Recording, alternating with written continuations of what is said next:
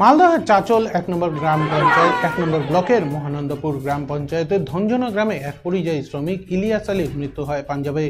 বৃহস্পতিবার সন্ধ্যায় সেখানে একটি বেসরকারি হাসপাতালে মৃত্যু হয় তার। টাকার জন্য দেহ ছাড়া হচ্ছিল না বলে অভিযোগ। বিল মেটানোর জন্য পরিবার রাতারাতি শেষ সম্বল ১৭ কাঠা চাষের জমি বন্ধক দেয়, তবে বিল মিটিয়ে দেহ আনা হয়। আজ শনিবার 11:30টা নাগাদ গ্রামে দেহ পৌঁছায়। যদিও এখনো পর্যন্ত প্রশাসনিক আধিকারিক ও জনপ্রতিনিধিরা পরিবারের খোঁজ নেয়নি বলে অভিযোগ। পরিবার সূত্রে জানা গিয়েছে 2 ছেলে ও 2 মেয়ে রয়েছে। 2 ছেলে ভিন রাজ্যে কর্মরত, 1 মেয়ে সম্প্রতি বিয়ে হয়েছে। মেয়ের বিয়ের দিন মেটাতে পাঞ্জাবে রাইস মিলের কাজে 1 সপ্তাহ আগে পাড়ি দেন ইলিয়াস।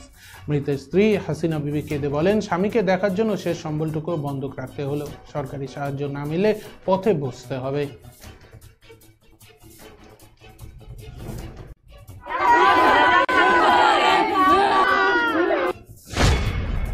ও গেছিল কাজ করার এই জন্য গেছিল, টাকা পয়সার এই জন্য গেছিল, যে কাজ টাজ করলে পরে পয়সা টয়সা হবে।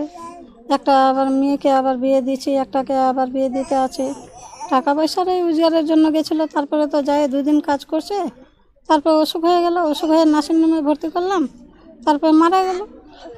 কি হয়েছিল? পেটে পাথর হয়ে গেছিল। উনি প্রায় বিকালে 4টের সময় মারা যান, 4টে-5টার সময় মারা যান।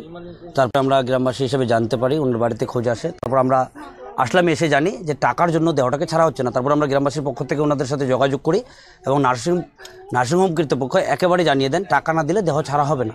তারপরে আমরা ওনার আত্মীয় স্বজন সবার সাথে যোগাযোগ করি, টাকার ব্যবস্থা না হয় প্রায় রাত্রি 12:30টার সময় আমরা গ্রামবাসীর কয়েকজন মিলে একজন মানুষের কাছে ওনার শেষ সম্বলটুকু 17.5 কাঠা জমি ছিল, সেটা 70,000 টাকায় বন্ধক দিয়ে ওখানে পাঠায় এবং ওখানে প্রায় 1.5 লক্ষ টাকার মতো খরচ।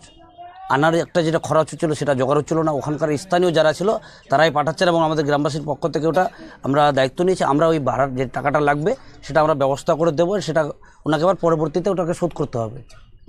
তো অবশ্যই, কারণ টাকা না দিলে দেহ ছাড়ছিল না নার্সিংহোম কর্তৃপক্ষ। যেহেতু